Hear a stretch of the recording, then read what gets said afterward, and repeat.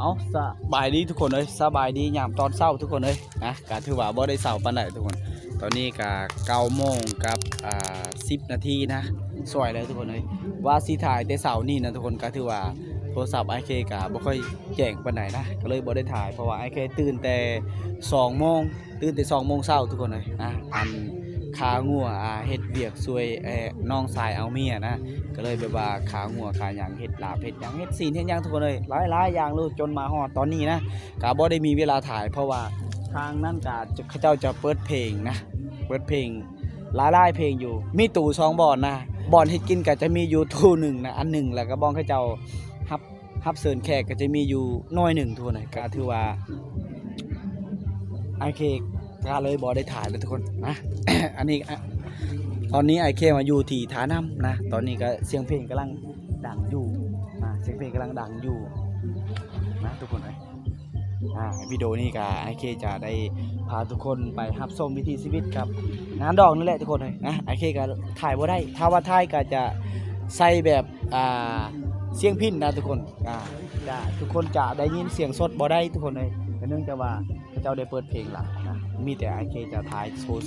ซใส่เสียงพิณให้แหละนะทุกคนเลยนะงานดองนะทุกคนเลยมาต่อในวิดีโอก่อนนะทุกคนเลยเพราะว่านี่เป็นมือเริ่มต้นมือนี่เป็นมือทรงนางเป็นมือสุดท้ายนะข้าเจ้าขางัวขาควายก็ถือว่ามือนี่แหละทุกคนเลยนี่แหละมือนี่แหละตอนนี้ IK มาอยู่ที่ท่าน้ำกันเลยถือว่า IK ก็ได้กินเบียร์อัน5 ป่องเลยทุกคนนะ5 ป่องได้กินเบียร์ก็คือว่ารู้สึกวินเนี่ยจังหน่อยนะแต่ว่าก็ยังมีสติอยู่ยังทนได้อยู่พอกินสมีถือว่าพออาหารมีหลายอย่างเลยเพราะเงื่อนทางเจ้าบ่าวนี่ทุกคนเลยเจ้าตอนรับคนที่มาส่งนางหรือว่าตอนรับไพ่นะทุกคนเจ้าได้ขางัว1 ตัวเลยกระแบะ2 ตัวนะงัว1 ตัวเลยกระแบะ2 ตัวทุกคนเลยเจ้าได้คาแล้วตอนนี้ไอเคก็อยู่ในจุดบอลเขาเจ้าเฮ็ดกินนั่นแหละทุกคนเลยนะสิพาทุกคนไปเบิ่งเลยบอลเขาเจ้าเฮ็ดกินทุกคนเลยย่างขึ้นเสียงเพลงกำลังดังเลยทุกคนนี่ก็กำลังนอนพักผ่อนบอลห่มเย็นดีนะเขาเจ้านี่จะบ่ได้กินเบียร์แล้วเวียกรายงานแล้วเขาเจ้าจะนั่งพักผ่อนอยู่จุดนี้เอาบนประสัดเบียร์ยาวป่ะเมื่อกี้ได้ชัดเจอเลยให้กระสัดไปไหนเนาะไปจริงๆกระสัดไปไหนทางเงินเจ้าสาวแล้วเขาเจ้าจะผูกแขนตอนนี้ทุกคนเลยแต่ว่าเขาท้าผูกอยู่เพื่อนเจ้าบ่าวนี่เลยนะท้าผูกแขนบาดเดียวเลยเห็นประทายเหรอคือเจ้าเอิญเลย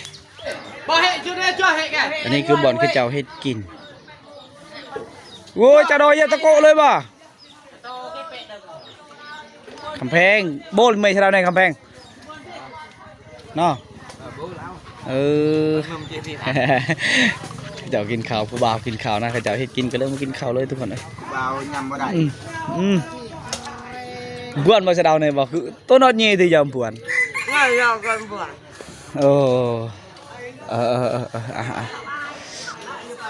นี่คือห้องน้ำเขาเจ้าบอลเขาเจ้าไปถ่ายไปยังแล้วทุกคนกับโซโลวันตอนเสาร์นะเขาเจ้าจะมาผู้อันแขกที่เขาเจ้าได้ฮับเซิร์ได้ตอนนี้การเขาส่งนางค่ะอีกประมาณ10 โมง 11 โมงแล้วเขาจะมาส่งนางนะทุกคนโบลเจอไว้ลึกกับโบลตัวชิ้นนั้นได้แต่มืออย่ามาใช้จึงไว้ใช่ใช่ป่ะก็ช่วยมืองานดองคือปวิลเนี่ยที่ไหนน่ะไกลเล็กที่คือไกลเนี้ยเมื่อกี้มาในประมาณตะเบอร์ได้ตะเบอร์แต่ปะ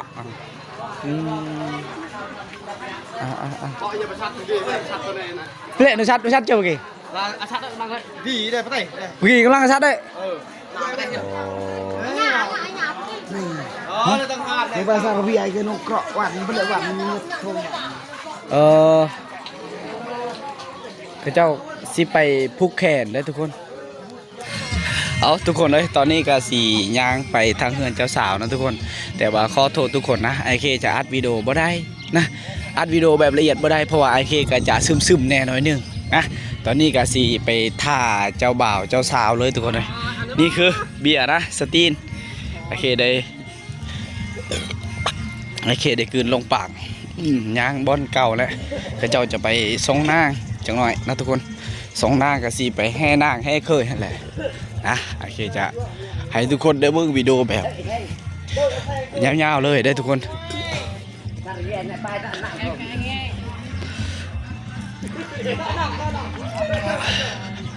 ยาวกี่ดังยำ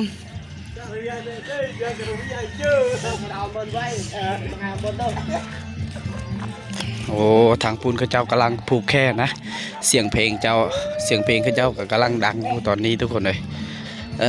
ในเฮากำลังย่างไปฮับไพ่นะไปฮับไพ่แล้วก็สีไอเคกาสีย่างน้ำหลังเข้าแล้วก็จะถ่ายบรรยากาศในการส่องหน้าให้ทุกคนดูโอ้เขาเจ้ามาแล้วทุกคนเลยนะ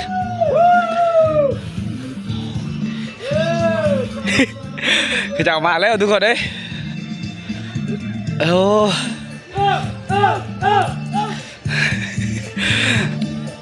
เขาเจ้ามาแล้วตอนนี้โอ้เสียงเพลงกำลังดังอยู่พอรามก็ต้องย่างไปก่อนนะทุกคนเลยนี่แหละพิธีการทรงนางงานแต่งของโซนเผ่าเล่าถึงในเขตชนบทนะทุกคนเลยพอรามก็ต้องย่างไปก่อนโอ้พอรามกินเบียร์ไปน้ำ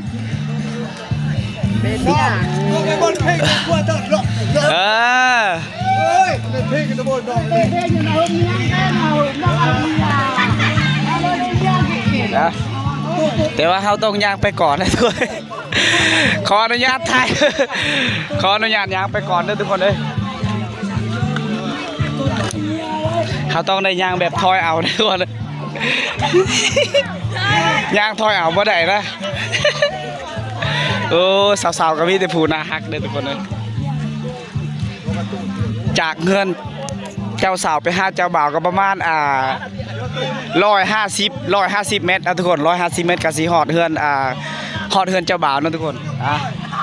ตอนนี้ไอเคกับผู้บ่าวกันมันสิยี่ทาง YouTube เด้อยี่ทาง YouTube เด้อ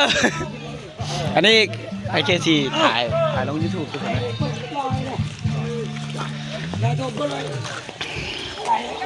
โอ้เขาเจ้าต้องคอยย่างนะเพราะว่าเฮือนไกลกันเขาเจ้าต้องคอยย่างทุกคนเลย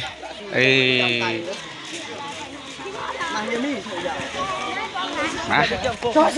นั่นเลยเรียบร้อยเลยเด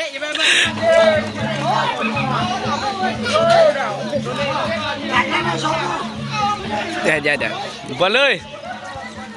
ลยโอ้เขาเจ้าได้ฟอนนะเพลงผมอยู่ทางไกลถ้าเกิดว่าเขาเจ้าได้ฟอนได้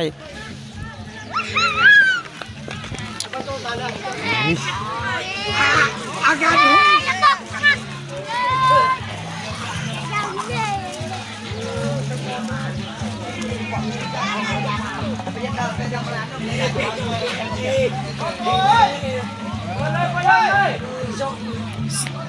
ซึ่งว่าบ้านเดียวแต่ว่าคนกันหลายได้เขาจะเอาไปได้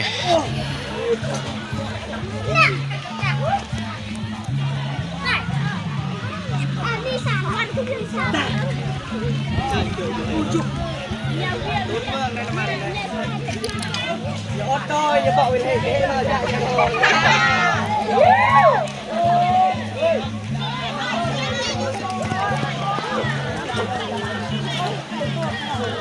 ทางพุ่นกันยังหลายทุกคนมา